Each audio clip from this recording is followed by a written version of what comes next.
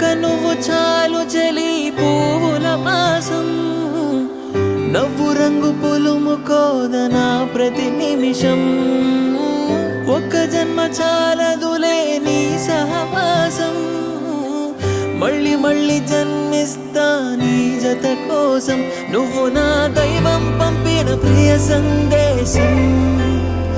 నిండుగా నీలో ఉన్నది నా సంతోషం పాపలా చూసుకుంటా